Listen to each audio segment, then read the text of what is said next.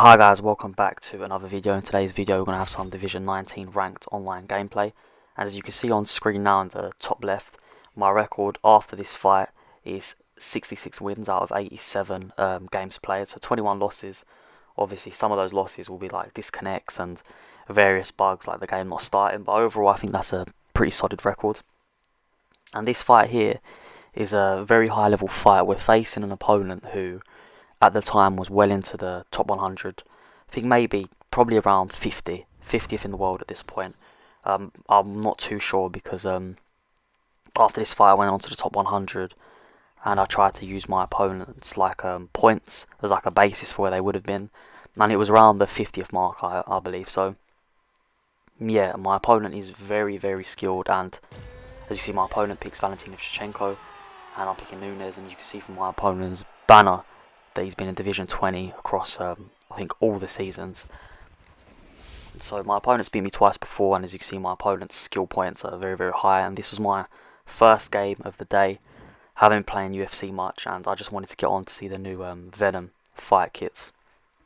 And as soon as I saw who the opponent was, I knew this wasn't going to be a walk in the park. Like realistically this opponent probably is better than me, but I was going to give it my best. And yeah, so this fight really showcases, in my opinion, the pivotal moments in fights, and that's just not mainly it's high ranked fights of players that are like very good, and I think there's certain moments in the fight that's really going to dictate how everything goes. So those moments for me are who lands the first stun or knockdown, and how does the opponent react. So if I'm landing the first stun, how does my opponent react to that? Does my opponent shy away and now go for the takedowns instantly, etc.? Who controls the center of the octagon, I think, is a very big thing, as well as fight styles. And obviously this can change based on who you're playing as a player or who they're actually utilizing. So for instance, my opponent's using Valentina Shevchenko. She doesn't have the reach advantage here, so my opponent's going to have to be more aggressive. Valentina's very good on the ground, so obviously my opponent can look to utilize her ground game. And the first takedown is always a very big thing. I think whoever lands the first takedown, you can instantly pick up on the little reads of how comfortable is your opponent on the back and how comfortable they're on the top, etc. And so as we're talking about pivotal moments, this was a big one in the fight because my opponent lands the first stun, and I need to react in a way that shows my opponent that I'm going to be an aggressor. And so when my opponent lands that stun, as you can see, I always hit my opponent's lead leg, and we get the leg health event. And this is something I think people need to utilize more, because I'm playing against a very skilled opponent here, obviously well into the top 100, and the leg strikes, they're working, they're already paying dividends within the first, let's say, 2 minutes of this round. And as you can see, we land a takedown here, my opponent does a great job of denying, and now I'm on my back. And here is a pivotal moment, because what do I show? What can I show my opponent? That how am I on my back? Can I show them that I can hang? That it doesn't matter what they do.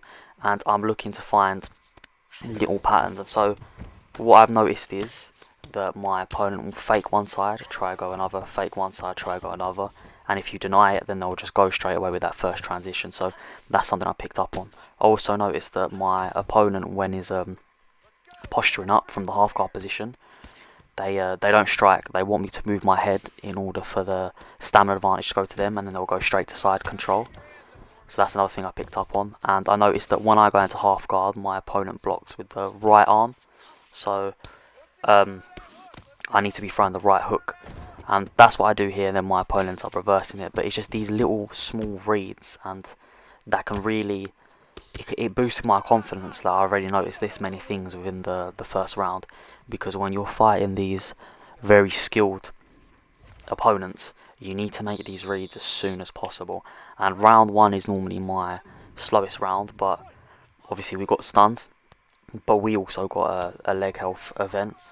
And again, as you can see, starting off working that lead leg of Valentina, because once you force someone to change stance, it's uncomfortable because they're used to fighting out of that particular stance. And normally these players that are very skilled, very high level, they're comfortable switching stance anyway, so for them it's not the biggest deal in the world. However, it is a nuisance. It's annoying. As you can see, we're utilising Amanda's reach and the power advantage here, and I'm being fairly aggressive. And what happens is, normally when people fight these players that are very skilled, is they shy away from these they shy away from the fight. They let them control the fight. And as you can see, I'm being very aggressive. I'm choosing when to put my foot on the gas and when not to, and I'm constantly looking to hurt the leg. And that's the main thing I'm doing here. Is I know I've got that leg hurt, and I'm gonna keep attacking it constantly. And as you can see, we're having good success with it. And yeah, like I say, I've got to obviously respect my opponent just because of how skilled my opponent is. It's just that I can't let that respect get in the way of how I need to fight in order to win the fight, which is why with Amanda I'm utilising the power, because I know if we both land at the same time, theoretically my punch is going to do a lot more damage. Obviously, if it's the same punch, if we both throw a hook, Amanda should have the power advantage. And as you can see, the leg work is really paying dividends, and I'm constantly going for it. And at the moment, my opponent's having a difficult time really adjusting or formulating a new game plan. My opponent's had to switch stance, and I'm going to keep working that leg. Doesn't matter as soon as he switches stance, because this is a 5-round fight. It's the second round. We're around about midway through, and my opponent's had to switch stance already. And that's great for me because I can start working this other leg now constantly. And whenever my opponent catches my kick, constantly looking to take me down, so I already know that, so I'm just holding the denial. But yeah, as you can see, it's been a very close fight so far. Round 1 could have gone either way. And this round I think I've done a very good job, especially with the leg work. And as you can see, my opponent's now trying to work my leg as well. We're getting the stuns now to the head, and we get another knockdown. I believe we had one earlier. And this is where I know that my opponent's head health isn't in a great position. And there, I actually made a mistake. I actually overcommitted, and my opponent swayed back and went to hit me. If I didn't have my block up, that would have been an easy stun for my opponent. And you could see this is a very, very, very skilled fight, a very high level, because it's just constantly going back and forth. 1 minute I'm the aggressor, the next I'm getting pushed. As you can see, my stamina's quite low, and my opponent's is as well. So I go for a head kick to end the round. Luckily, my opponent didn't have stamina, because my opponent hit me with something. It might have even knocked me out. So that was a very, very good second round for me.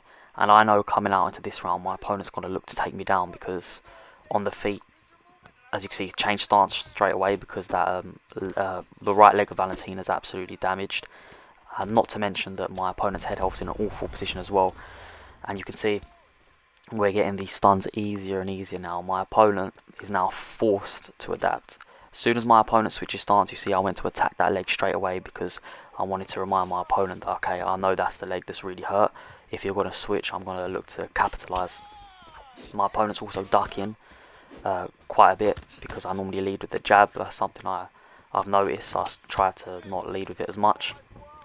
And this is a big, big moment, because my opponent's got me on the ground where, you know, I need to beef my opponent in order for them to do a better job or have more success, because at the moment on the feet it's not going well. But here's how do I react? How comfortable am I off my back? Can I deny these transitions? Can I look to get up? And my opponent's not throwing, because, you know, he's looking for me to drain my stamina and get a reversal off. We get the deny here, and a lot of people know Amanda has the rubber guard, so I opted for the get up instead, because if he denied the rubber guard, we'd stay on the ground a bit more than I needed to. And that's a massive, massive moment in the fight, because my opponent couldn't successfully hold me down for a long period of time. And now we're on the feet where, as it stands, I have a tremendous advantage, because the leg health of Valentina, especially the right one's completely gone, and the left one's probably midway through being busted. Valentina's head health isn't in a great position, and as she's the smaller fighter, my opponent's going to have to force more of these exchanges and look to really damage my head health, work my block. But just because our lower head health is going to be easier for me to get these stuns. And Amanda has such a beautiful straight, it covers so much distance, so when my opponent sways back, as long as I throw the straight, it's going to end up in a knock, as you can see there. My stamina's not in a good position, but I know my opponent's isn't either. It's just something I've got to be wary of. And the way the fight's going now, it's just a matter of time before I get that big finish. So I'm being patient. As you can see, I'm letting my opponent be the aggressor. I'm more than comfortable right now with my opponent pressing, and you've got to learn to be comfortable in a situation where your opponent's always in your face, because I know I just need the smallest of punches, and you know, I can do a lot of damage. So my opponent's pressing, makes a massive mistake there going for that kick. As you can see, my opponent put the right arm up, and I knew he was going to do that because my opponent kept doing that prior. So as soon as the right arm went up, obviously I threw my right, and then we get a massive finish with the ground and pound. So this is just an example of how you can fight a fighter who theoretically should be better than you. Obviously this guy is well into the top 100, but if you control those pivotal moments and you remain calm and you stay focused with your game plan, you can end up winning. So yeah, I think that was a very masterful performance. I think I've had a very good game there. And like I said, it was against competition that was very, very good. As you can see, we get into Division 20 as a result of that victory. So yeah, that's going to be the fight. Obviously, I'm going to show the scorecards now, and you can look through.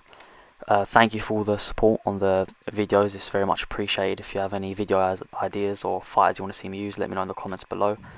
Thank you for watching the video. Please like, comment and subscribe, and I'll see you next time.